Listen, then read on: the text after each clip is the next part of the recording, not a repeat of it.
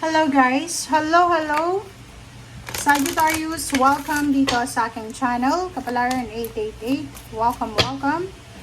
At ay para sa lahat ng Sagittarius transformation, I journey within to meet my higher self and to find true happiness. Okay. Paikaman nga sa comment section para sa lahat ng Sagittarius. Yung affirmation mo dito is number 3. Merong mga Sagittarius na nag-aangad sila ng pagbabago sa kanilang buhay.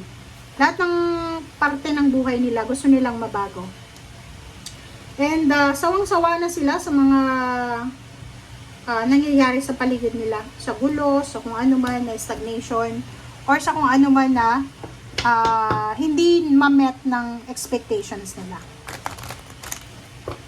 It's either physical to, maybe gusto mong mabago yung takbo ng health mo, ng body, parang ganon. Dieting, exercise, healthy lifestyle, healthy relationship, parang ganon. Gusto mong ma-transform yung overall na pagkatao mo. Alright.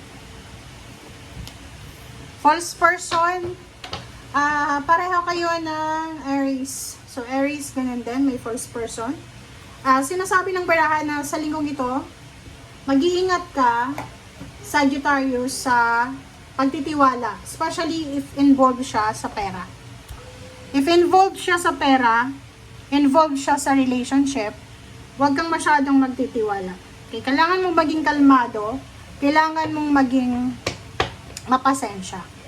Huwag kang magsisettle sa relationship, sa trabaho, sa negosyo, na alam mo na pwede kang ma-scam, pwede kang manakawan, or kung ano pa man.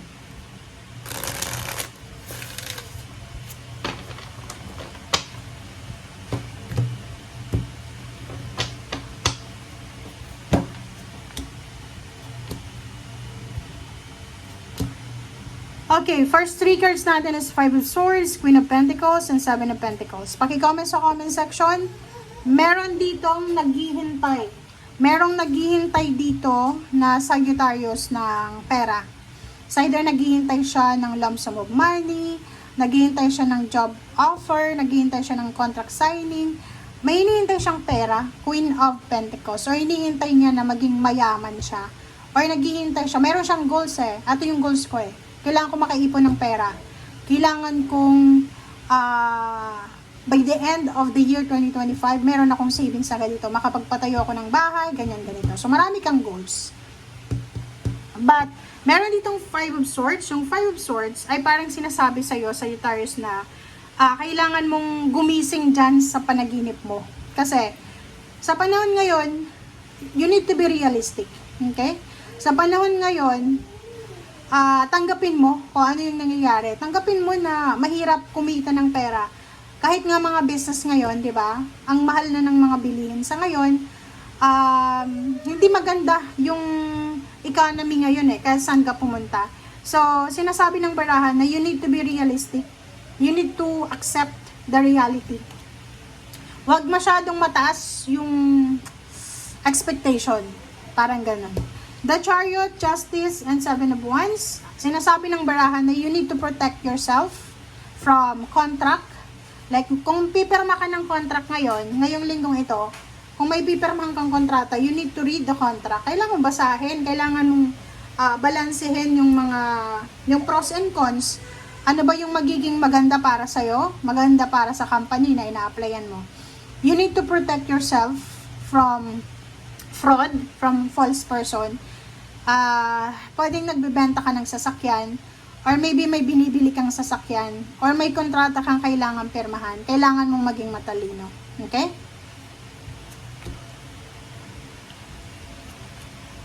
Hierophant, wow! Okay, so dalawa yung false person natin. It's either Gemini, Virgo, Leo, Aries, Libra, or Taurus and Capricorn, or kung sino man yun na zodiac sign. Talagang sinasabi ng baraha sa'yo, huwag kang maglalabas ng malaking halagang pera sa linggong ito ha. Okay, Queen of Swords, and the Lovers, and Page of Wands. Huwag kang maglalabas ng malaking halagang pera sa linggong ito. The Hierophant, sinasabi ng baraha, kung halimbawa involved yung pera dito sa linggong ito, you need to ask assistance, wisdom from the attorney, from someone na alam mo na professional. Huwag kang maglalabas kasi dalawa yung fake dito eh. It's either yung contract na pinipirmahan mo is fake siya. Pag naglabas ka, like halimbawa, gusto mong pumunta ng ibang bansa, magbebenta ka ng mga ari-arian para lang sa ibabayad mo sa agency. Hindi mo alam baka yung agency na yon is budol yun. Diba? So, you need assistance. You need to ask someone para sa decision making mo. Okay? Three of Cups and the Moon. Huwag tayong mag-celebrate agad-agad. Halimbawa, pupunta ka ng ibang bansa. O yung kapamilya mo, asawa, boyfriend, girlfriend, kapatid, magulang.